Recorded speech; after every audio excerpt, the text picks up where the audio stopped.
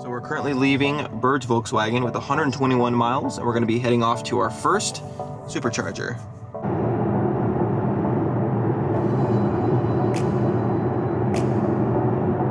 Alright guys, so our first experience with supercharging the Volkswagen ID.4. I'm going to go ahead and figure this out, and once we're charging, I'll just let you guys know what my experiences are, how we're feeling, and the charge speeds and everything.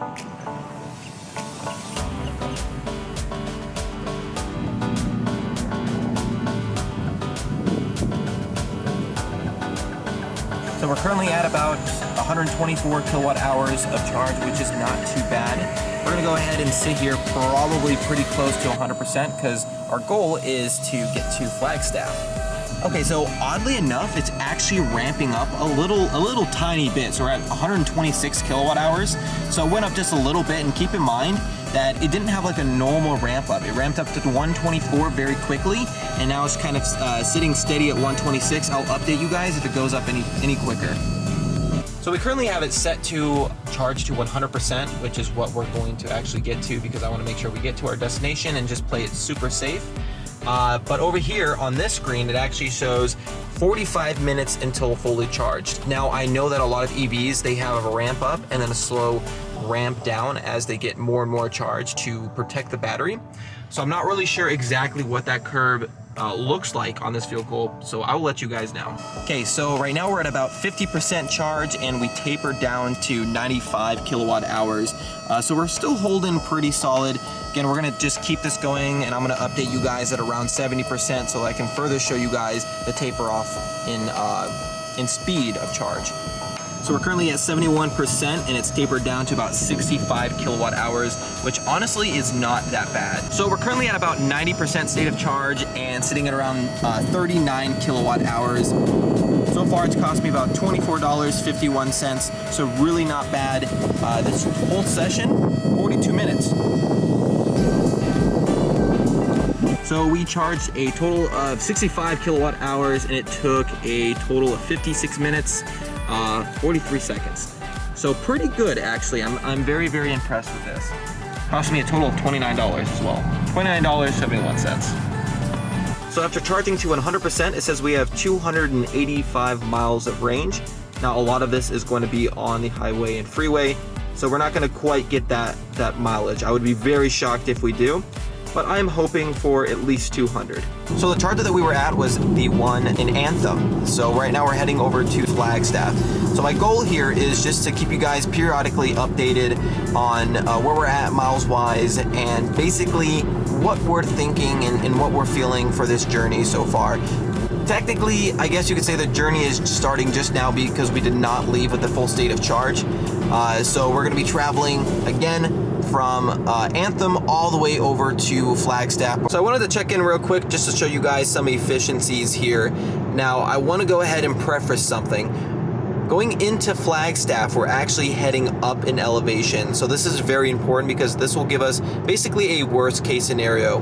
Right now we are at about 2.3 miles per kilowatt hours, which really is not bad. We should be able to make it to Flagstaff absolutely no problem. I like that we chose Flagstaff, like I said, because we are heading up in elevation, so this will give us a worst case scenario. If you guys didn't know, heading up in elevation takes more energy, and these cars are very efficient.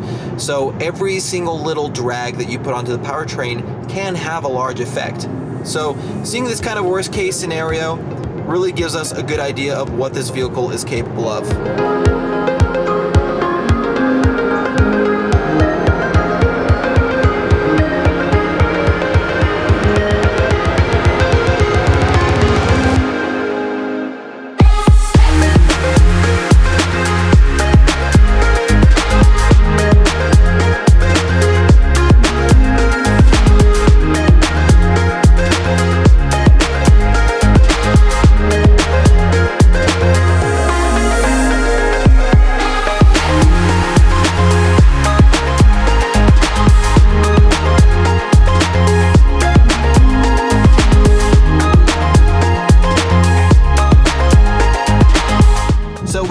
To Flagstaff safe, and currently we have 87 miles on the clock, so not too bad. I'm pretty impressed. We Actually went a little bit further than what we were originally planning because we had to do a U-turn. We took the wrong exit, but I've been very, very impressed so far.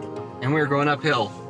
We're going uphill, don't forget that. Once we go downhill, we're gonna be using even less mileage, because I think, what is it? It's Phoenix is 4,000 feet elevation, and Flagstaff is 7,000 feet elevation. So there's a big difference there.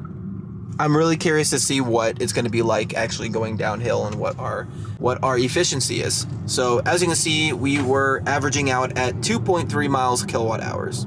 So pretty good. All right, guys. So we are in Flagstaff currently at our last charging spot before we actually head back home. But so far the experience has been pretty decent, and you can definitely make it to Flagstaff in an ID.4, no problem. So currently it is saying, doesn't have it there, it probably has it in the car, 45 minutes for a full charge. So really not that bad. You guys will be able to make it to Flagstaff, absolutely no problem. And I would say the goal of this trip has been accomplished. I was wondering if we can actually make it from Phoenix to Flagstaff, and we did with miles left in the tank. So it's really, really comforting to know that you can definitely travel in an EV vehicle. So we arrived back at Berge Volkswagen safe and sound, and we have 142 miles left inside the quote-unquote tank. So very, very good. I was impressed with the efficiency on the way back. We can go ahead and look at the numbers here. 3.9 miles per kilowatt hours. Really, really good.